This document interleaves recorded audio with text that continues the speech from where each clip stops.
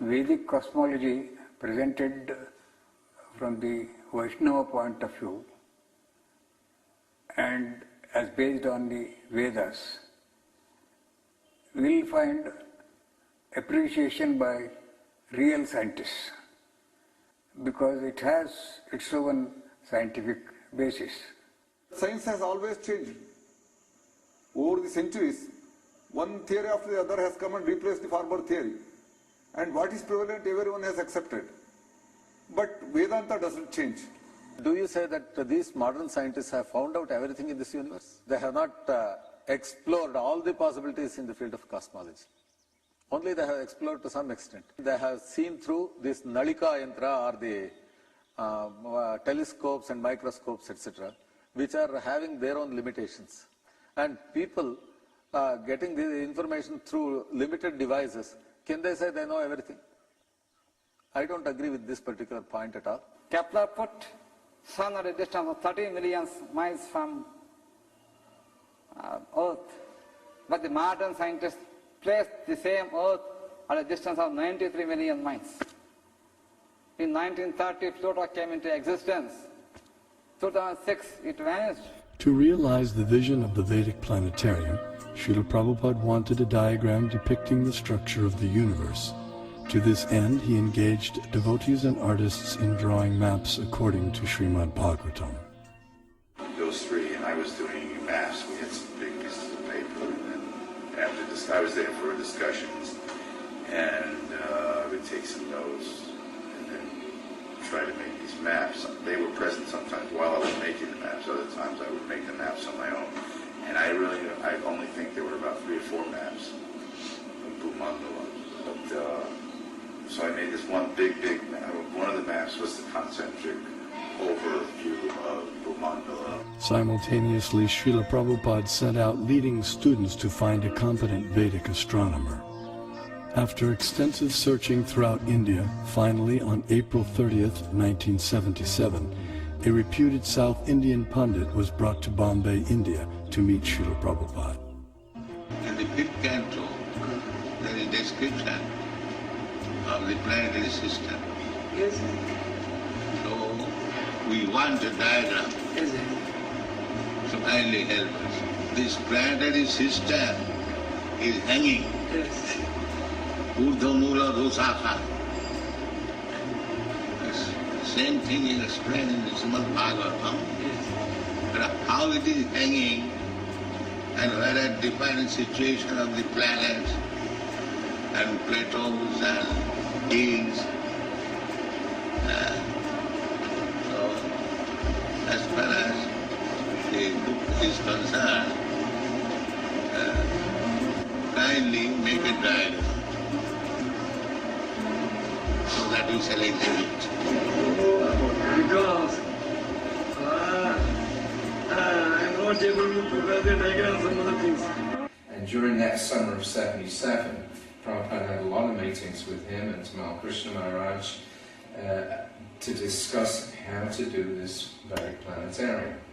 And they actually sent people out, they tried to get people from South India. There was a lot of effort that was made, to try to get a good concept of how to present it. But they couldn't find anybody who was able to do it, at least not to Prabhupada's satisfaction. So it was one of the things that Prabhupada left with us. Srila Prabhupada's desire for the diagram was not to go unfulfilled. That elusive map was discovered by Srila Prabhupada's disciples at the holy village of Melakote, some 50 kilometers north of Mysore, Karnataka in India. This diagram accurately depicted the entire cosmology of Srimad Bhagavatam in an ingenious yet simple rendering.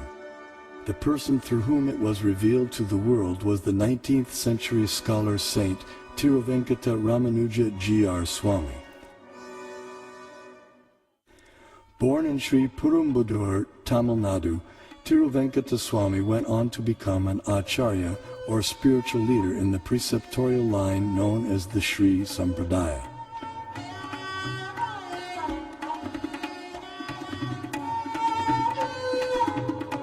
He spent several years of his life in Melakote, which 900 years earlier had been the residence place of Sripad Ramanujacharya, the most prominent acharya of the Sri Sampradaya.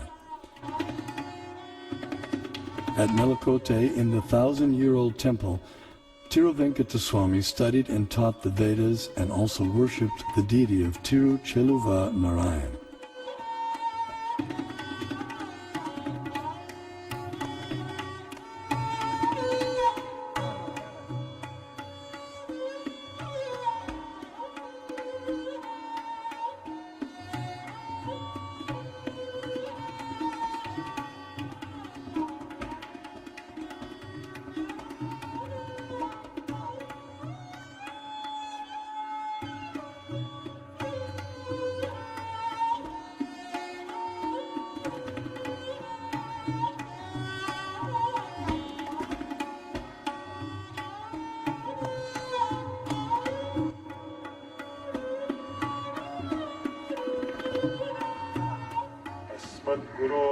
भगवतोऽस्य दयैकसिन्धोः रामानुजस्य चरणौ शरणं प्रपद्ये. One day, while studying the Mahabharata, a 5,000-year-old epic of ancient India, he came across some intriguing verses. In the 5th chapter of Jambukanda, Bhishma Parva of Mahabharata, it is said, Sudarshanam pravakshami dvipastu gurunandana parimandalo maharaja dvipoyam chakra samstita yato hi purusha pashyet darshanam mukhamatmana evam sudarshana dvipo drishyate chandramandale dviramshe pipalastatra dviramshe cha saso maha sarvaushadhi samavayes sarvata parivarita.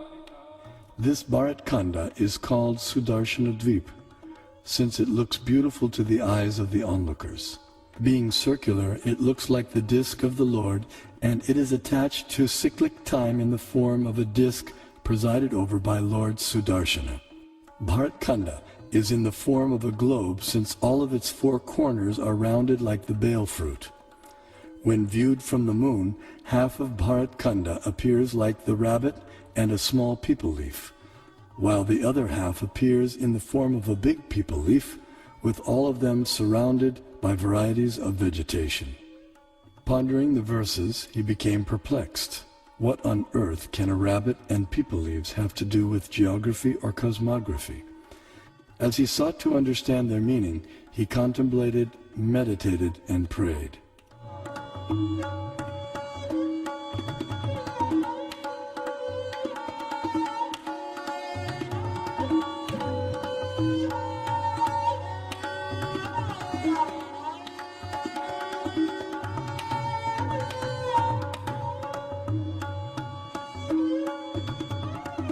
Finally, by divine inspiration, he sketched a drawing of the rabbit and the peepal leaves, but still remained mystified about their connection with the Earth's geography. Suddenly it dawned on him that if the drawing was turned upside down, the rabbit perfectly corresponded with Europe, Asia, and Africa, while the peepal leaves corresponded with North America, South America, and Australia. These continents comprise our Earth, which the Mahabharata calls Bharat Khanda. Vishnu Purana also describes the Earth as Bharat Khanda and gives its diameter as 8,000 miles. The Earth is also referred to by the name Bharat Khanda in the invocation Sankalpa mantra chanted by Brahmana priests since time immemorial up until the present day. Jambudvipe Bharatavarshe Bharatakande Meroho Vedic cosmology gives descriptions of the entire cosmos, including its subtle features. Perception and access to these subtle features, however, requires karmic qualification. Consequently, much of the cosmos described earlier, as well as parts of the cosmography about to be described, are imperceptible and inaccessible to us earthly inhabitants.